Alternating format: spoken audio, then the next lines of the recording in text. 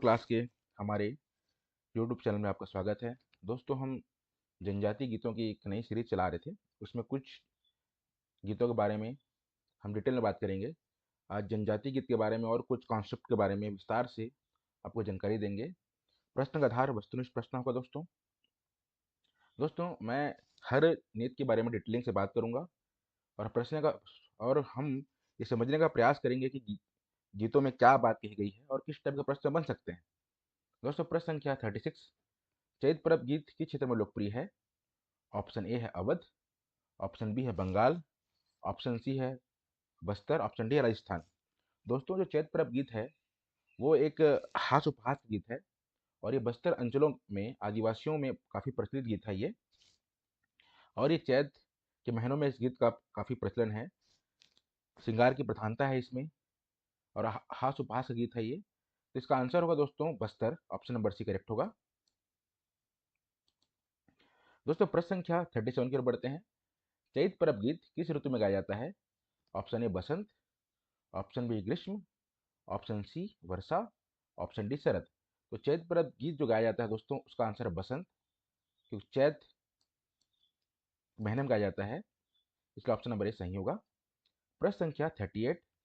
चैत पर्व गीत किसके बीच प्रतिद्वंद्विता को दर्शाता है? ऑप्शन ए दो गांवों के बीच, दो राज्यों के बीच, ऑप्शन बी, ऑप्शन सी स्त्री और पुरुष के बीच, डी है दो मित्रों के बीच। तो चैत पर्व गीत जो है दोस्तों, जो चैत के महीने में गाया जाता है, ये स्त्री और पुरुष के बीच हास्य उपहास का प्रतिद्वंद्विता का गीत है। ऑप्शन नंबर सी सही होगा इसका। प्रश्न संख्या 39। चैत पर्व गीत में किसका प्रयोग मुख्य रूप से होता है? ऑप्शन ए शौर्य का, ऑप्शन बी श्रृंगार का, ऑप्शन सी वीर रस का, ऑप्शन डी करुण रस का। दोस्तों, चैत पर्व गीत में जो रस होते हैं वो श्रृंगार रस की प्रधानता होती है इस गीत में, इसलिए ऑप्शन नंबर इसका बी सही होगा। प्रश्न संख्या 40। चैत पर्व गीत में क्या किया जाता है? ऑप्शन ए है एक दूसरे की प्रशंसा, बी एक दूसरे का उपहास, सी ऑप्शन है प्रकृति का वर्णन, डी है धार्मिक विषयों पर चर्चा। तो चैत पर्व गीत में स्त्री पुरुष हास्य उपहास करते हैं, इसलिए इसका आंसर होगा ऑप्शन नंबर बी। प्रश्न संख्या 41। चैत पर्व गीत में किसका प्रयोग रस को बढ़ाने में किया जाता है? ऑप्शन ए भक्ति, ऑप्शन बी करुणा, ऑप्शन सी भतरी, ऑप्शन डी वीरता। तो चैत पर्व गीत में उस गीत में जो फूट फूट होता है वो होता है भतरी का, भतरी रस की प्रधानता होती है। इस कारण चैत पर्व गीत काफी रोचक नजर आता है, इस ऑप्शन नंबर इसका सी सही होगा। प्रश्न संख्या 42। चैत पर्व गीत में प्रयुक्त भतरी का क्या तात्पर्य है और यह गीत के भाव को कैसे प्रभावित करता है? ऑप्शन नंबर ए है यह एक प्रकार का वाद्य यंत्र जो गीत में प्रयोग किया जाता है। ऑप्शन नंबर बी है एक विशेष प्रकार की काव्य शैली जिसमें व्यंग और उपहास का प्रयोग होता है। ऑप्शन नंबर सी एक देवता जिसकी पूजा चैत्र महीने में की जाती है। ऑप्शन नंबर डी है एक प्रकार का नृत्य जो गीत के साथ किया जाता है। तो दोस्तों, चैत पर्व गीत में जो भतरी का प्रभाव है वो एक काव्य शैली है जो व्यंग और उपहास का प्रयोग होता है। तो भतरी का जो प्रभाव है वो इस गीत में हास का, उपहास का, व्यंग का, सबका समावेशन है इसका। ऑप्शन नंबर 20 का करेक्ट होगा। दोस्तों, प्रश्न संख्या 43 की ओर बढ़ते हैं। चैत पर्व गीत में स्त्री पुरुष के बीच प्रतिद्वंद्विता के माध्यम से कौन से सामाजिक संदेश दिए जाते हैं?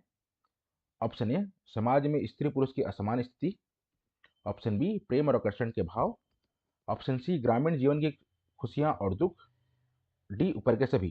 तो दोस्तों, जो चैत पर्व गीत में स्त्री पुरुष जब हास उपहास करते हैं, साथ में प्रतिद्वंद्विता की भाव रखते हैं, तो उसमें समाज में स्त्री पुरुष की असमान स्थिति के बारे में चर्चा होती है, प्रेम और आकर्षण का भाव भी होता है और ग्रामीण जीवन की खुशियां और दुख सारा संयोजन होता है, इसलिए इसका आंसर होगा ऑप्शन नंबर डी। दोस्तों, प्रश्न संख्या 44 की ओर बढ़ते हैं। चैत पर्व गीतों को आधुनिक युवाओं के लिए प्रासंगिक बनाने के लिए क्या किया जा सकता है? ऑप्शन ए गीतों के शब्दों को बदलकर उन्हें आधुनिक बनाया जाए, गीतों के को संगीत के साथ प्रस्तुत किया जाए, इसे सोशल मीडिया पर प्रचारित किया जाए, गीत के ऑप्शन सी है गीत के मूल भावनाओं को बनाए रखते हुए उसे नए संदर्भों में प्रस्तुत किया जाए, और डी है ऊपर के सभी। दोस्तों, तो देखिए चैत परब गीत को आधुनिक युवाओं के लिए कैसे बेहतर बनाया जा सकता है, तो है कि हम गीत के मूल भाव को बनाए रखते हुए उसे नए संदर्भों में प्रस्तुत किया जाए। तो क्या होगा कि जो आधुनिक युवा हैं, वो गीत की मूल भावनाओं को के साथ-साथ इसे नए संदर्भों में प्रस्तुत भी कर सकेंगे। इसलिए ऑप्शन नंबर सी इसका सही होगा। दोस्तों, प्रश्न संख्या 45 की ओर बढ़ते हैं। चैत परब गीतों के संरक्षण के लिए कौन-कौन से उपाय किए जाने चाहिए? ऑप्शन ए, गीतों को लिपिबद्ध किया जाए और पुस्तकालयों में रखा जाए। ऑप्शन बी, गीत को स्कूलों और कॉलेजों में पढ़ाया जाए। ऑप्शन सी है, गीत को सांस्कृतिक कार्यक्रम में गाया जाए। डी, ऊपर के सभी। तो हमको इस गीत को अगर संरक्षित करना है, तो हम गीत को लिपिबद्ध भी किया जाए, पुस्तकालयों में रखा जाए। पहला ऑप्शन भी सही है। गीत को स्कूलों और कॉलेजों में पढ़ाया जाए, बिल्कुल सही है भी। गीत को सांस्कृतिक कार्यक्रमों में प्रस्तुत किया जाए, बिल्कुल सही है। ऑप्शन नंबर डी इसका करेक्ट होगा दोस्तों।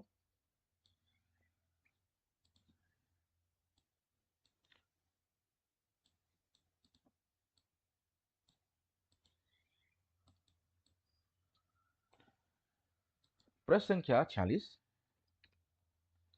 चैत परब गीतों में प्रयुक्त भाषा की क्या विशेषता है और यह गीत के भाव को कैसे प्रभावित करती है? ऑप्शन है, भाषा सरल और सहज है, जो गीत को सभी वर्गों के लोगों के लिए सुलभ बनाती है। ऑप्शन बी है, भाषा में स्थानीय बोली का प्रयोग होता है, जो गीत को क्षेत्रीय पहचान प्रदान करता है। ऑप्शन सी, भाषा में व्यंग और उपहास का प्रयोग होता है, जो गीत को रोचक बनाता है। ऑप्शन नंबर डी, ऊपर के सभी।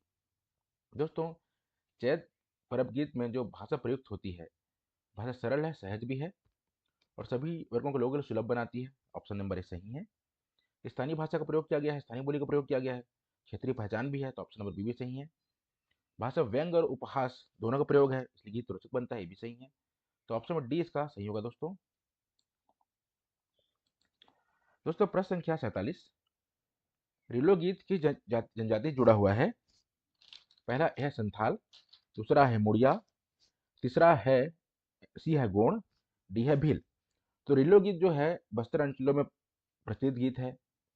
मुड़िया जनजातियों का विशेष गीत है, ये वैवाहिक गीत है।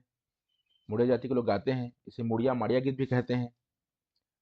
इसमें एक समय में बारी बारी से स्त्री पुरुष इस गीत के साथ नृत्य करते हैं।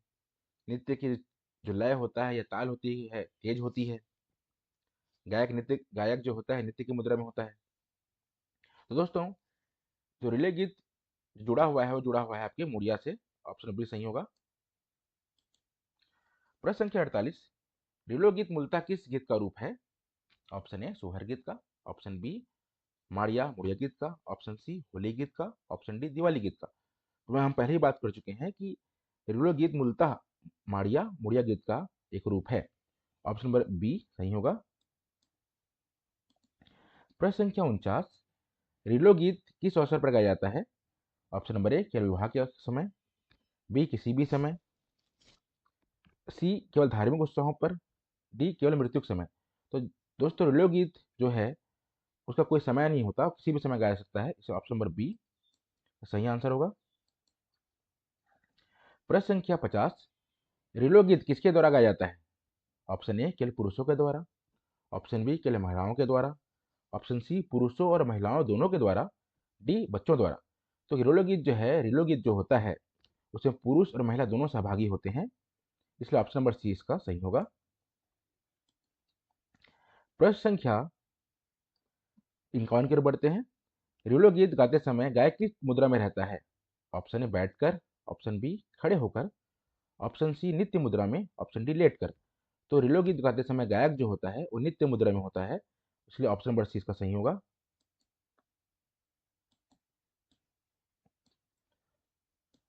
प्रश्न संख्या 52। रीलो गीत के साथ कौन सा नृत्य किया जाता है? Option A, Garba. Option B, Ghoomar. Option C, Mandri नृत्य। ऑप्शन डी, कथक नृत्य। तो रीलो गीत का जो नृत्य होता है साथ में वो है मांद्री नृत्य। ऑप्शन नंबर सी सही होगा इसका। प्रश्न संख्या 53। मांद्री नृत्य किस वाद्य के साथ किया जाता है? ऑप्शन ए, ढोल। ऑप्शन बी, मृदंग। Option C, Mandri. Option D, tabla. तो जो मांद्री नृत्य है उसका ऑप्शन होगा मांद्री, ऑप्शन सी।